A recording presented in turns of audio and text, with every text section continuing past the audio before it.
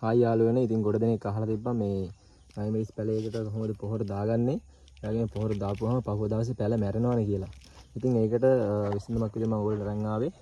ගොඩ දෙනෙක් කරන වැරද්ද තමයි පොහොර අරගෙන ඉල්ලලා මෙන්න මෙහෙම මෙන්න මේ ගහ මුලට පොහොර දානවා.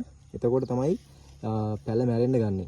ඉතින් මෙන්න මේ පැලේ හදලා තියෙන තැන ඉඳලා අඟල් දෙකක් තුනක් වගේ දුරින් පැකට් එකේ මෙන්න මේ විදිහට කවයක් වගේ හදා ගන්න.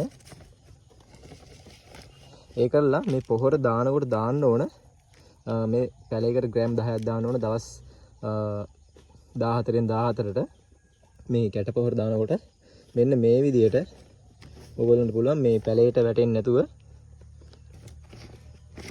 දුරින් දාගන්න. එතකොට මෙන්න මේ පැලයට සැර වදින්නේ නැහැ. මෙන්න මේ මෙතෙන්ද මෙන්න මේ පොහොර කැට වැටුනොත් තමයි මෙතනින් පැලේ කුණු වෙනවා. ඒකලා කුණු වෙලා මේ පැලේ සම්පූර්ණ මැරෙනවා.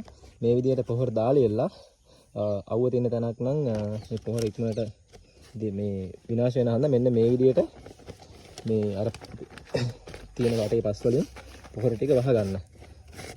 එතකොට මේ සාර්ථකව මේ පැලයට පොහොර ටික වුණනවා. පැලේ විනාශ වෙන්නෙත් නැහැ.